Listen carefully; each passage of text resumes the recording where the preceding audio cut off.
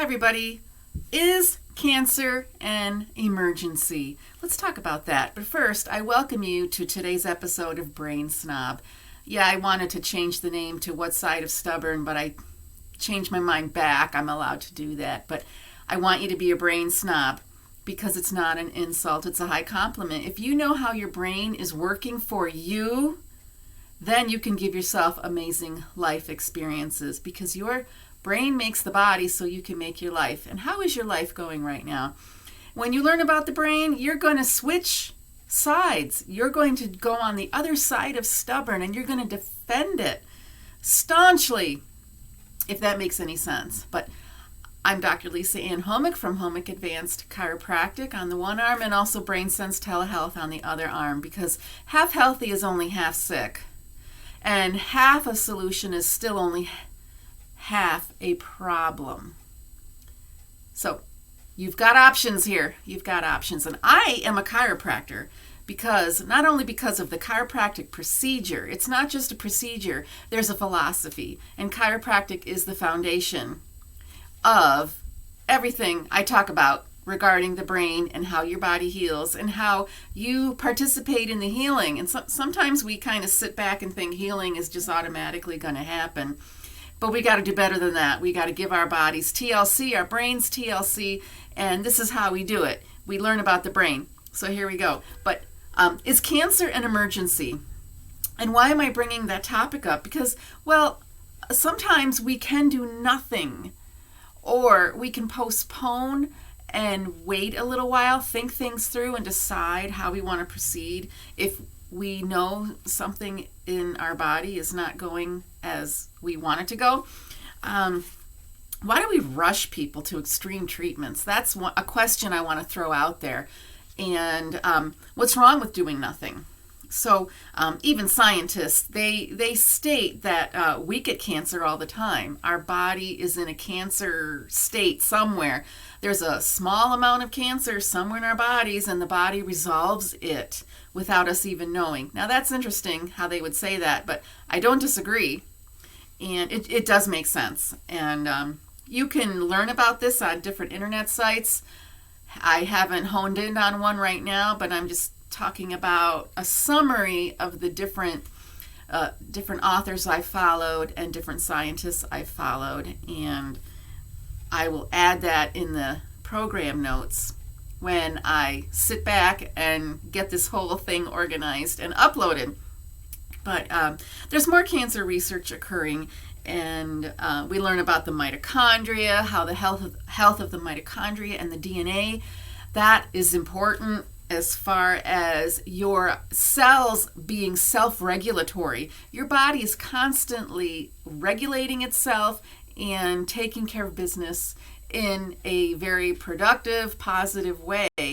And we shouldn't get in the way of that, should we? We should understand that everything the body does is purposeful and correct.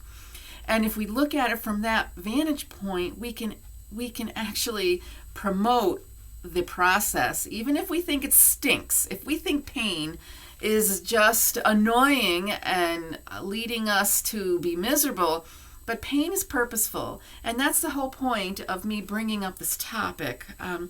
We know that natural treatments actually do great things for the body to heal, and we've been able to understand this better. I've heard lots of doctors say the tumor doesn't cause death, or a tumor does not lead to death. And if they're constantly coming and going and they're shrinking on their own, what causes the death in a person? That's another question I'm throwing out there.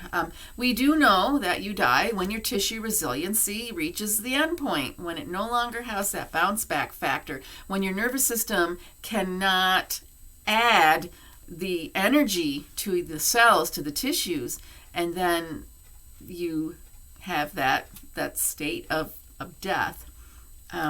So let me throw this out there at you. As a chiropractor, we were given that study that was thrown out there. I can't remember which medical journal posted this, but right in the middle of my chiropractic college years, it popped up something published. It might have been JAMA or New England. And they said they took people with back pain. Some had read a pamphlet, brochure, whatever you want to call it, about their back pain. Some had massage, some had chiropractic, some had a physical therapy. I don't remember all the details, but here's the detail I remember. They said nothing worked. Your back pain goes away by itself in a couple of weeks. And it's just reading a brochure is going to get you there. Reading a brochure is going to get you out of back pain. Now, that's funny. This is scientific stuff published in an American scientific journal. So we're sitting in chiropractic college going, they're telling everybody that back pain goes away on its own. So why am I here? Why am I sitting in this classroom right now? Well, for one, I didn't go to chiropractic college to be an expert on back pain, because back pain, that's just one little tiny segment of your whole health picture. And I'm not one to be happy just honing in on one little point. And maybe you figured that out by now. And you know, back pain isn't just a musculoskeletal issue. There are issues with your circulation. You can have a kidney issue. You can have a reproductive issue. You can have even a heart issue. And you might have back pain because of the way the body is trying to work through it. Everything the body does is correct. Everything the body does is an adaptation to help it survive. We can get in the way of that, or we can help that. And that's my chiropractic philosophy here that I'm trying to communicate to my patients. Are we going to help or hinder the body? So this back pain study was thrown out there a number of years ago to help people or what? I don't know. But yeah, sometimes you do feel better. You do feel better quickly.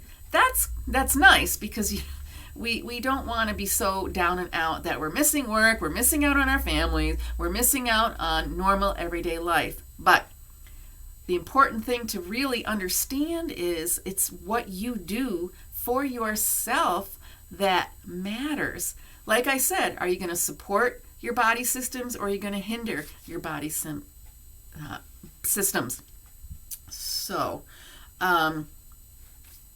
let me go back. So what if you do nothing? If you can do nothing for back pain, why can't you do nothing for cancer? What's the big deal? And I want you to think about that. So I'm not going to give you any answers. I'm just going to give you some food for thought. Is doing nothing actually that drastic? When somebody's given that cancer diagnosis, they're like, oh, make this appointment now. You got to see this oncologist, and you got to get ready for this chemotherapy, and we're going to sign you up for a course of treatment that's going to take weeks. They throw you right in there and scare you. They freak you out. Remember, cancer is slow growing. That's what the scientists tell us.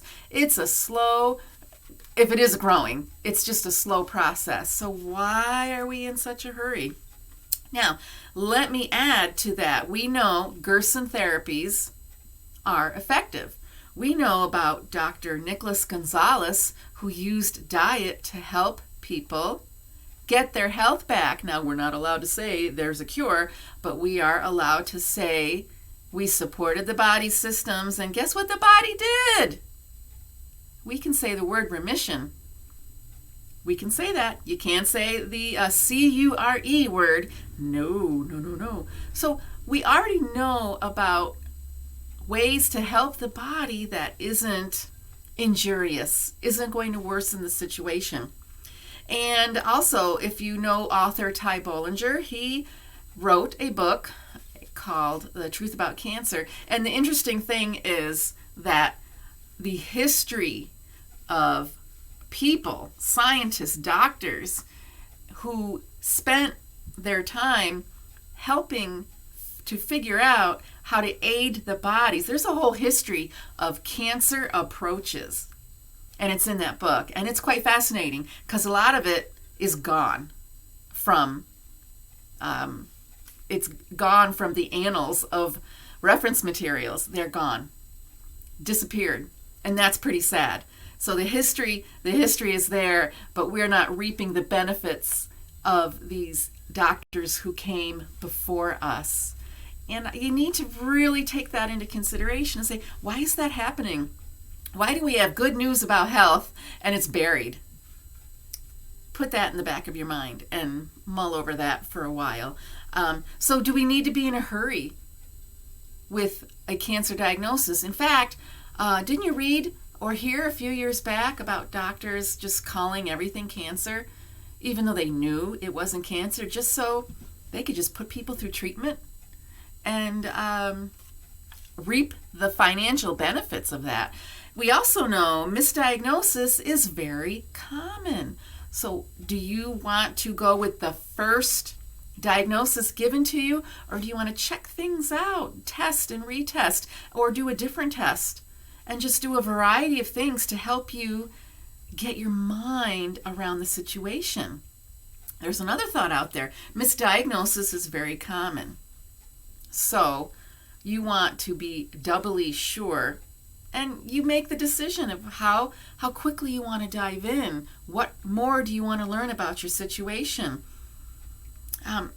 Now, another thing is there is a homeopathic remedy for somebody to use when they are receiving bad news. I don't know the name of it, but I know that there's a remedy out there. So whenever you have this shocking, horrible revelation, and they call it the remedy for bad news, and they recommend that you take it when you are given bad news. So that sounds like a good idea, and homeopathy has been around for a long time, so it's stood the test of time, and it's probably a good thing to do to help yourself stay calm, help balance that nervous system energy. Because when you're given bad news, what do?